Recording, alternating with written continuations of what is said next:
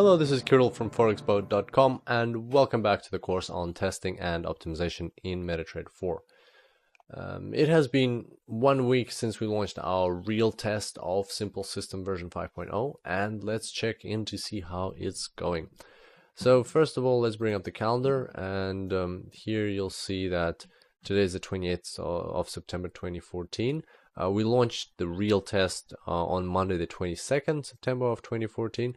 So the real test has been running for 1 full working week. Now going back, let's look at the results. I'd like to ask you to add the comments column over here. And so in order to do that, I'll just take it out. All you have to do is right click anywhere in the account history tab and choose comments. And you'll see that Simple System version 5.0 is quite smart. It actually puts in a comment saying which of the Simple System Expert Advisors set this order. So if you have multiple of them running like I do on this terminal, you'll be able to understand which one belongs to which order. So that's quite handy. However, in our case, we'll be also using the size of the lot to differentiate between them, and I'll just show you how to do that in a minute. So so far you can see that after the first week, our initial balance of 500 has gone up very lightly, only up to 500.56. So you can't even consider that as an increase. What we're more interested though is in the individual trades to understand what is happening. So as you can see here, we've got quite a few take profits, quite a few stop losses, and as there are quite a few trades here, and that's because we had 3 versions of the Expert Advisor running with 3 different sets, as you can recall. How we could analyze is we could look through these, and right away we could look at the stop loss. We can see that it's 0.02, 0.02 lots. So the hour was 10, hour was 10, and the last one hour is 10. So the stop losses were incurred by the same set, and that's the set that has hour 10 here, but it had hour 9 back in the demo test. So that's that set over there on the top right that we were running, the one that is currently quite unstable. So but instead of analyzing these trades one by one, what I like doing is I just like sorting the historical trades by size, and that is a very handy thing you can do, especially if you've allocated different lots to the different versions of your Expert Advisor, or the different Expert Advisors that you're testing, and that quickly allows you to differentiate between them. So right away I can see here that the first trades over here, the 0.1, belong to the Simple System where hour was 5. So in the demo test, that's the one where hour was 4, and that's the one on the bottom left. That's the one that was really good in the demo test, and it has been so far. But as you recall, we gave it a low lot because we weren't sure that the demo test results would be the same as the real test results.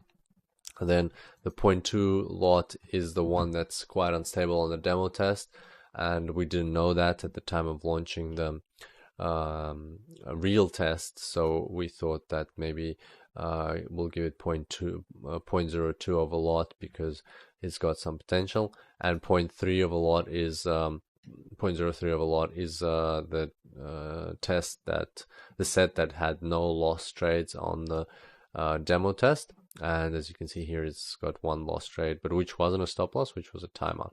So let's analyze them separately. So this first one over here, as you can see, the results are quite good. So if we take these top trades, there's a loss, but then it's covered by the profit. So in total, this set was profitable on the real test. Then the next set over here, it was unprofitable, so only 1 good trade and 3 bad ones, and that doesn't balance out. So so far this set hasn't been doing well. And finally, the 0.03 of a lot has been very good, except for this timed out trade, and that's a good example of a discrepancy. So we can see this trade here, it created a loss on the account, but there wasn't one in the demo test. In the demo test, all of them are profitable. So that's once again a good example of how a demo test can be different to a real test, even when you run them in parallel at the same time.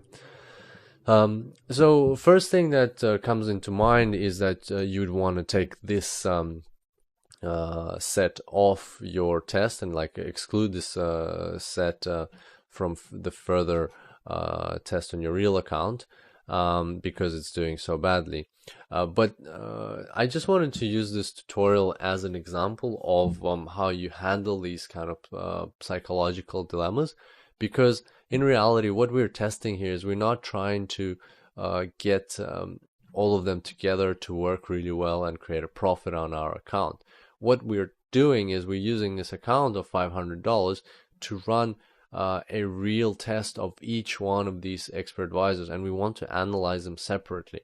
So instead of trying to get a cumulative good outcome, what we want to do right now is we want to give them some time and see how they'll go individually. So maybe at the end of next week, when we've got like 5 more days of data to analyze, we'll look at this expert advisor and we'll say, oh, okay, so in 2 weeks, this guy that's or this set that's trading with 0.02 lots, where R is 10, he's overall had a very bad run. So then we'll say, okay, no, we won't put him on our actual real account where we don't test things, where we actually trade.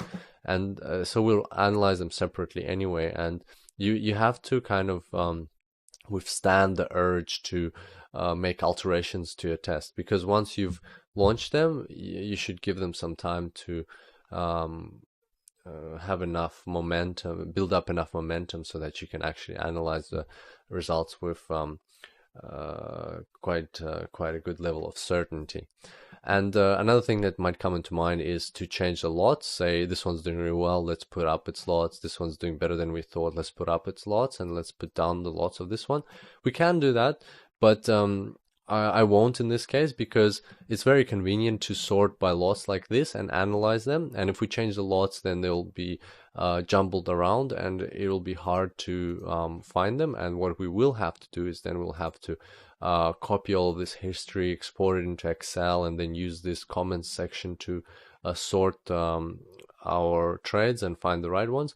So we'll just stick to the easier option. We'll keep the lots different, and that's primarily why we set the lots different, so that we can now we can sort them and find the right trades for our analysis. And we'll just keep the lots the same for 1 more week and see how it goes at the end of next week, and then analyze the results then. So that's how our real test is going so far.